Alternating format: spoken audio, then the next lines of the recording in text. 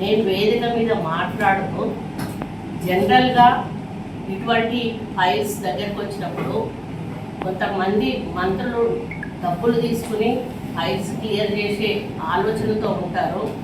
కానీ నేను ఆ విధంగా కాకుండా నాకు డెవలప్మెంట్ కావాలి అని చెప్పి కోరడం జరిగింది అని చెప్పాను.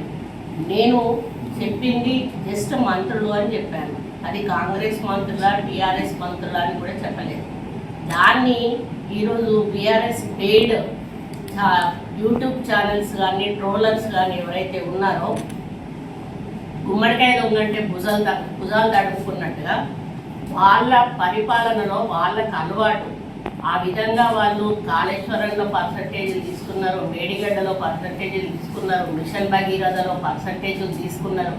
ప్రతి దాంట్లో కూడా పర్సంటేజీలు తీసుకొని నాణ్యతా లోపంతో ఈరోజు కోట్లాది రూపాయల డబ్బులు ప్రజల డబ్బులు దుర్వినియోగం చేసి వాళ్ళు కోట్లకు పడగలెత్తి ఈరోజు మంత్రులతో సహా కోట్ల రూపాయలు దండుకొని కోటీశ్వర్లు అయ్యి ప్రాపర్టీస్ సంపాదించుకొని మీరు ఒక్కొక్క మంత్రి హిస్టరీ మీకు ధైర్యం ఉంటే మీకు మీరు సెల్ఫ్ ఎంక్వైరీ చేయించుకోండి. ఈరోజు నేను అడుగుతా ఉన్నాను మంత్రులను, బీఆర్ఎస్ మంత్రులను, మీరందరూ కూడా సెల్ఫ్ ఎంక్వైరీ చేసుకోండి.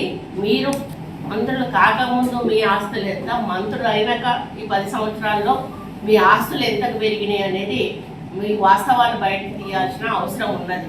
ఈరోజు కాంగ్రెస్ ప్రభుత్వం వచ్చినాక ఎక్కడ కూడా చిన్న అవినీతి జరగకుండా ఈరోజు మా పేషీలో పిఏలను మేము అపాయింట్ చేసుకున్నా కూడా మా ముఖ్యమంత్రి గారు ఇంటెలిజెన్స్ రిపోర్ట్ తెప్పించుకున్న తర్వాతనే మాకు పర్మిషన్ ఇవ్వడం జరుగుతూ ఉంది.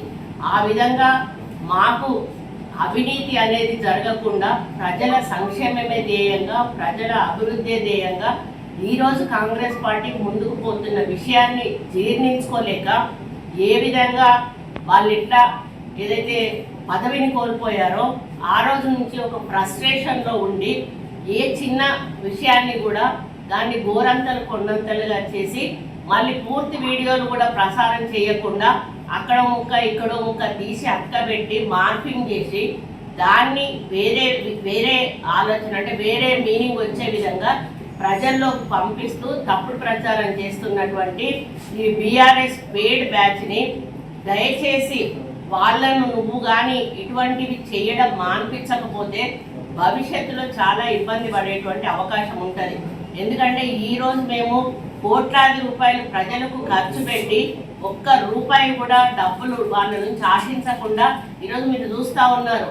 ఈ 6 గ్యారంటీల విషయంలో కానీ, ఫ్రీ బస్సు విషయంలో కానీ, ఉచిత కరెంటు విషయంలో కానీ, మరి ఆరోగ్యశ్రీ విషయంలో కానీ, అదేవిధంగా మరి ఇంకా ఫీజు రియంబర్స్మెంట్ విషయంలో కానీ ఈ విధంగా ఈ ప్రభుత్వం వచ్చినాక తీసుకున్న ఇప్పుడు రైతు రుణమాఫీ కానీ, రైతు బంధు కానీ ఇటువంటివి మీరు ఒకసారి పరిశీలించినప్పుడు ఎక్కడా కూడా మేము కాంగ్రెస్ పార్టీ వాళ్ళను